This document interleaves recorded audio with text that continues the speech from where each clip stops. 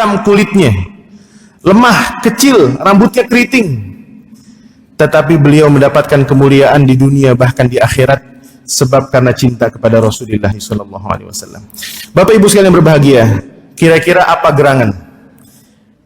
Sebab saya menjadikan beliau sebagai tokoh pertama yang dijamin surga oleh Rasulullah SAW. Ini disebabkan karena sebuah riwayat yang datangnya dari Rasulullah SAW ketika beliau mengatakan, "Ra'aituni fil jannah." Saya melihat diriku sendiri di dalam surga. Ini Rasulullah yang mengatakan itu. "Ra'aituni fil jannah." Saya melihat diriku di dalam surga. Dan ketika aku masuk ke dalam surga itu, saya mendengar ada bunyi sendal di dalam surga itu. Kemudian summa sa'altu Jibril. Kemudian aku bertanya kepada Jibril, "Ma hadza ya Jibril?" Suara apa ini Jibril? Apa kata Jibril alaihi salam? Ini adalah suara sendal punya Bilal. Subhanallah. Rasulullah bermimpi masuk ke dalam surga dan mendengar suara bunyi sendal, langkah sendal. Ibu kalau pakai sendal bakyak kedengeran nggak Bu suaranya Bu? Bapak kalau pakai sendal jepit yang harganya 5.000 kedengeran nggak Pak? Jalannya di atas peluran semen Pak, kedengeran bunyi nggak? Bunyi. Biasanya sendal kalau semakin mahal nggak semakin bunyi, betul nggak? Semakin mahal nggak kedengeran suaranya. Sepatu semakin mahal, alasnya semakin bagus, semakin tidak terdengar. Tapi kalau sepatu, sendal yang alasnya biasa-biasa aja, bahkan murah, itu biasanya berisik, jalannya berisik. Rasulullah SAW mendengar suara sendalnya Bilal bin Rabah. Kemudian Rasulullah penasaran, "Wahai Bilal, kira-kira apa gerangannya? Kok bisa? Sabaqtani, engkau telah mendahului diriku masuk ke dalam surga." Ini sendalnya duluan Bu, orangnya belum masuk surga, sendalnya sudah masuk surga duluan. Kira-kira apa penyebabnya? Kata Bilal bin Rabah, beliau mengatakan, "Ya Rasulullah, ma wajadtu anni muhditsan." Tidaklah pernah saya berhadas nih Bu. Mungkin ibu atau bapak batal wudunya habis pipis atau habis buang angin. Ma ra'aitu muhditsan. Tidaklah pernah saya berhadas kecuali saya berwudu. Pertama nih Bilal,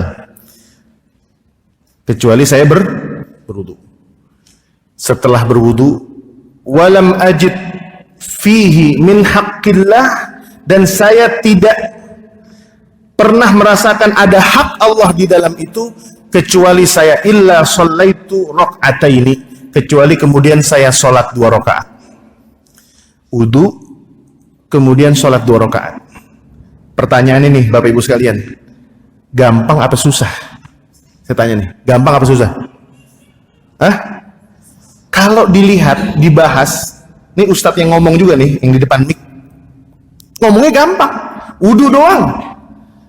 Cuma wudu doang, habis wudu sholat 2 rakaat. Siapa yang bisa melakukan itu sekarang? Kita mikir kalau kita wudu, kita udah cemong sama nih bedak. Ciput udah kepake. Iya kan?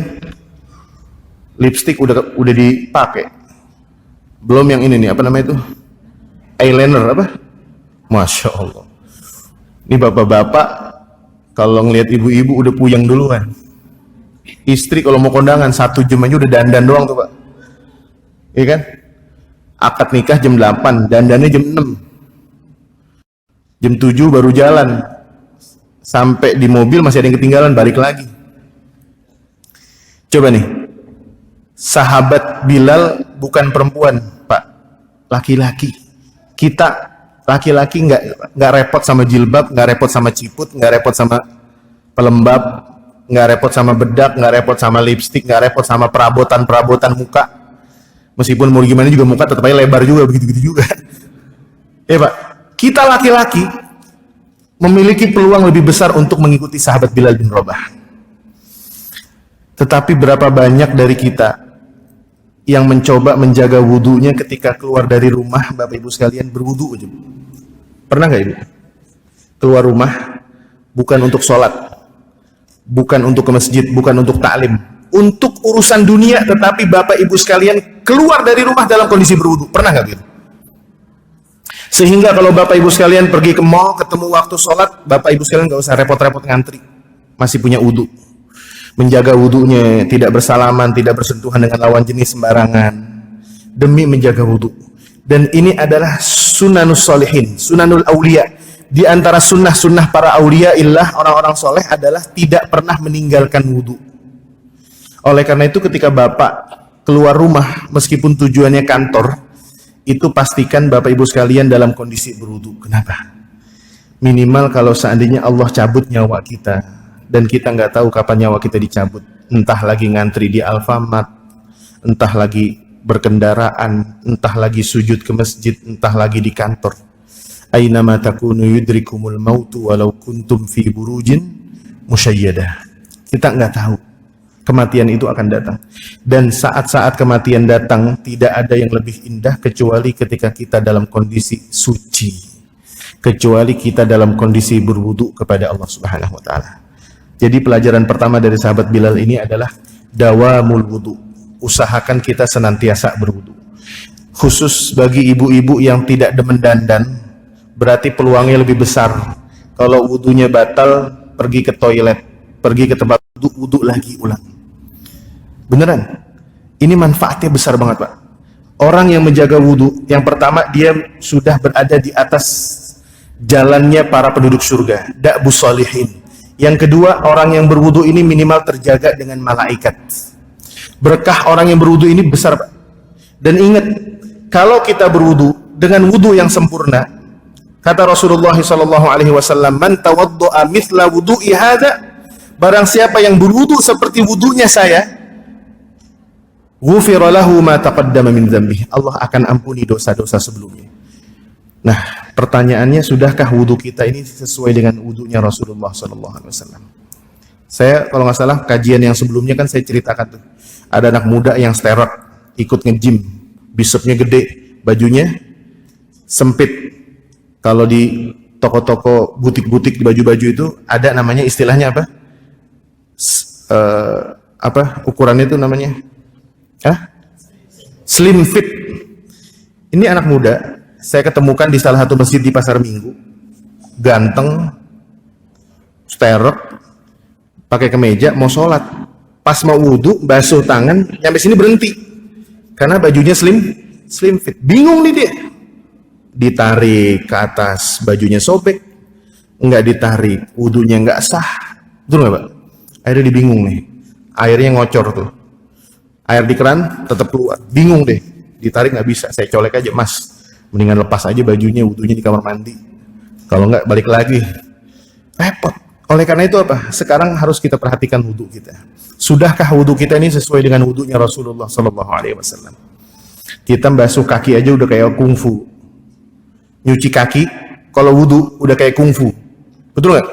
Sering nggak ngeliat orang kayak gitu? Kaki kanan, wis.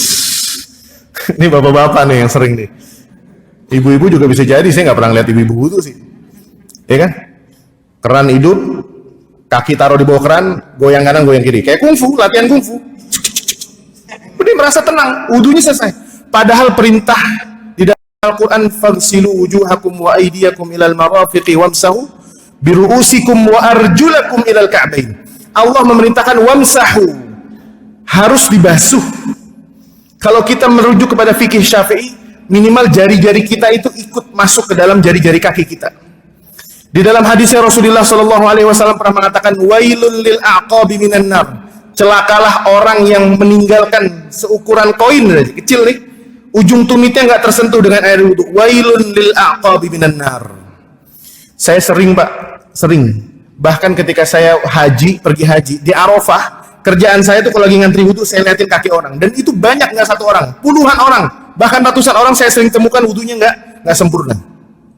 Itu tadi tuh orang Indonesia, gayanya gaya kungfu, wudunya kiri, selesai itu. Kalau basuh rambut cuma gini doang nih, wih cepet banget. Boleh, itu hukum Syafi'i boleh, tapi tolong dihayati wudunya gitu. Wajah dihayati, sunnah-sunnahnya dilakukan supaya kita mendapatkan keutamaan dari Rasulullah SAW yang mengatakan man tawaddo'a mithla wudu'i hadza, barang siapa yang berwudu seperti wuduku ini, ghufira lahu ma taqaddama min dzambihi, Allah akan ampuni. Setelah wudu jangan langsung ngacir, jangan langsung sibuk benerin jilbabnya terus semuanya. Ada doa, asyhadu an la ilaha illallah, betul nggak? Wa asyhadu anna muhammadar rasulullah. Tuh Pak, habis wudu aja kita memperbaharui iman. Inilah kenapa sahabat Bilal ini menjadi penduduk surga cuma gara-gara wudu. Kenapa? Selain menjaga dawamul wudu, yang kedua itu tadi itu, wudunya sempurna. Setelah wudu angkat tangan. Ini kita jangan malu, jangan gengsi. Di wudu musola, masjid, di kantor, di rumah, angkat tangan Pak. Asyhadu an la ilaha illallah wa asyhadu anna muhammadar rasulullah. Allahumma ja'alni minat tawwabin wa ja'alni minal mutatahhirin. Ya Allah. Ini doanya luar biasa Pak. Man tawaddo'a mithla wudu'i hadza. Yang ketiga, kesempurnaan wudu. Rasulullah SAW dalam sebuah hadisnya pernah mengatakan, yub'atsu yaumal qiyamati min ummati, akan ada segolongan dari umatku yang dibangkitkan di akhirat nanti, ghurran muhajjalin, wajahnya bercahaya, tubuhnya yang pernah digunakan untuk berwudu itu bercahaya. Ghurran muhajjalin, apa kata Rasulullah? Min asaril wudu, karena sebab pernah digunakan, sering digunakan untuk berwudu. Apa kata beliau? Man istata'a minkum an yutila wudu'ahu falyutil. Barang siapa di antara kalian yang bisa memanjangkan basuhan wudunya, maka panjangkanlah. Jadi kalau Bapak Ibu sekalian wudu, jangan mentang-mentang kemudian perintah Al-Quran hanya sampai sikut, ini kemudian minimalis, sampai sikut aja. Takut bajunya basah, takut kemejanya basah, digulung Pak. Saya makanya kalau di rumah tuh ngeliat sama ponakan-ponakan, saya ajarin kalau mau wudu itu celananya digulung sampai tinggi. Ini kadang kita mau wudu aja kita nggak gulung Pak, kita angkat cuma seperlunya doang, dibasuh juga enggak. Gimana mau sempurna nih wudu kita? Betul nggak Pak? Manis soto anyuti la wudu'ahu falyutil. Kalau bisa dipanjangkan, panjangkan, dilebihin, jangan ngirit. Ini kita kadang amalan di dunia ngirit, pengen masuk surga paling tinggi, sedekah 1000 sehari, pengen duduk sama Rasulullah. Nih Pak, manis soto aminkum anyuti la wudu'ahu falyutil. Wajahnya dilebihkan, rambutnya kalau basuh disempurnakan. Ini jangan ngeliat temen habis wudu kayak orang mandi, dibilang lu kayak cupang habis diangkat. Ngeliat temennya wudu terlalu sempurna, dibilangnya terlalu sempurna habis kayak orang mandi. Padahal bagus Pak. Kaki juga begitu, jangan hanya sampai mata kaki, dipanjangkan sedikit sampai betis, sempurna, agar kesempurnaan. Orang-orang yang seperti ini nanti di akhirat akan dibangkitkan dalam kondisi bercahaya di seluruh anggota tubuhnya. Yub'atsu yaumal qiyamati min ummati ghurran muhajjalina min atharil wudu. Ini Pak, pelajaran dari sahabat Bilal tentang wudu yang sempurna. Yang kedua, setelah berwudu beliau sholat sunnah 2 rakaat. Ini para ulama mengambil kesimpulan bahwasanya sahabat Bilal ini dalam tanda kutip melakukan amalan bid'ah, yang dimana Rasulullah SAW tidak pernah memerintahkan dan tidak pernah mencontohkan. Tetapi ketika Bilal memberitahukan kepada Rasulullah perihal amalan yang memasukkan beliau ke dalam surga, kemudian beliau mengatakan, ma wajadtu fihi min haqqillahi illa an usalliya rak'ataini, dan saya tidak merasa menemukan di dalam wudu itu ada hak Allah dengan cara aku sholat 2 rakaat wahai Rasulullah. Kata Rasulullah SAW, itulah keuntunganmu.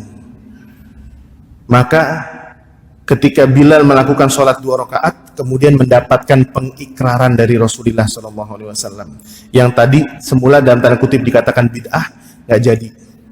Akhirnya apa? Dijadikan sunnah. Sunnahnya disebut para ulama dengan sunnah ikrar, takririyah, sunnah takririyah, yang Rasulullah mengikrarkan, membenarkan hal tersebut. Maka oleh karena itu Bapak Ibu sekalian yang berbahagia, ketika kita selesai sholat, selesai wudu, jangan lupa sempurnakan wudunya, berdoa ba'diyah wudu, dan kemudian sholat 2 rakaat. Ustaz, kalau nggak bisa Ustaz, kan nggak mungkin lagi di kantor, habis wudu ke musola dulu.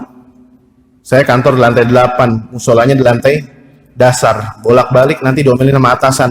Kalaupun tidak, kita sudah menjaga wudu, ini luar biasa. Siapa di antara kita yang pergi ke pasar dalam kondisi berwudu? Siapa di antara kita yang pergi kondangan dalam kondisi berwudu? Siapa di antara kita yang pergi belanja dalam kondisi berwudu? Ke majlis taklim berwudu? Silaturahmi ke rumah teman, ke rumah guru berwudu? Berwudu, Pak. Menjaga wudu ini adalah da'bus sholihin, kebiasaan orang-orang soleh. Kisah yang pertama dari sahabat Bilal, yang dimana beliau tercatat sebagai penduduk surga Allah sebab karena amalan yang ringan, yaitu wudu, dan kemudian beliau sholat wudu 2 rakaat. Wa innahu la yasirun ala man yasarahullah. Amalan yang sulit akan menjadi mudah kalau Allah sudah mudahkan. Oleh karena itu, kalau kita bertekad setelah ini akan senantiasa mendawamkan wudu, membiasakan wudu, mudah-mudahan mendapatkan kemudahan dari Allah Subhanahu wa taala.